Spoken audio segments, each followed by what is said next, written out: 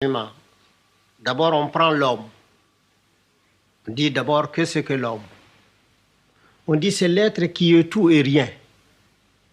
Il est tout parce qu'il a une parcelle de la puissance créatrice et il n'est rien parce qu'une fièvre l'empêche de fois de se lever. Alors donc il est tout et rien. Et alors, on dit, quelle est la vie de l'homme?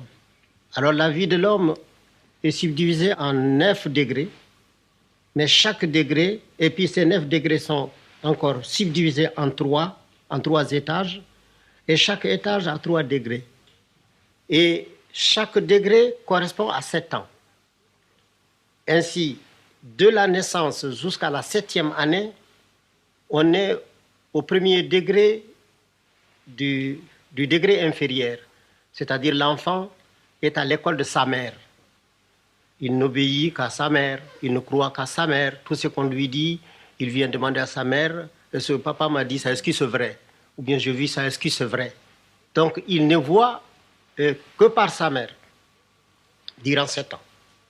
Le deuxième septénaire, il passe à l'école de l'extérieur. Que ce soit une initiation, que ce soit chez un maître ou ses camarades, c'est toujours l'école. Parce que pour nous, tout est école. Aller s'amuser, c'est aller à l'école. Aller puiser de l'eau, c'est aller à l'école. Tout est école, tout est enseignement. Pour nous, rien n'est simplement récréatif. Et alors, donc, l'enfant au dehors apprend. Mais il revient toujours pour demander à sa mère si ce qu'il a vu est vrai. Si ce qu'il a entendu est vrai. Et c'est là jusqu'à 14 ans. À partir de 14 ans, c'est-à-dire le deuxième septénaire passé, l'enfant commence à être une personnalité, c'est séparant de sa mère, parce qu'il va vers sa 21e année, il commence à dire à sa mère, non, tu n'as pas compris, c'est pas comme ça. Il commence à raisonner. Et alors à 21 ans, il a fini le petit cycle. Alors, il est censé avoir fait un premier tour dans toutes les initiations. On lui a parlé des êtres vivants, immobiles. On lui a parlé des êtres vivants, mobiles.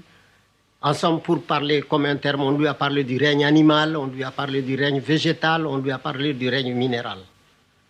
Alors maintenant, il approfondit ça encore, durant 21 ans, qui constitue 3 âges encore. Le deuxième 21 ans viennent renforcer les premiers 21 ans. Et alors, ce n'est qu'à 42 ans qu'il a droit à la parole. Alors là, on dit qu'il est un homme fait. Et quand il commence à parler, on dit ah, il va entrer dans la classe des vieux. Alors on lui dit, mais quel est ton âge? Si par exemple vous dites 35 ans, on dit, attendez les 42 ans. Et maintenant, lorsqu'il a atteint 42 ans, il a droit à la parole.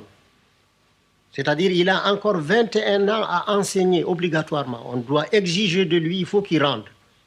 C'est qu'en 21 ans, il a pris dans sa jeunesse, il a mûri dans son âge d'homme, il faut qu'il le rende dans son âge de vieillesse, c'est-à-dire jusqu'à 63 ans. Alors à partir de 63 ans, chez le Peul, on dit qu'il est hors du parc. C'est comme une espèce de retraité. On ne peut plus exiger de lui, mais il peut donner lui parce qu'il peut bénéficier de la vie. Mais il est considéré comme terminé à 63 ans.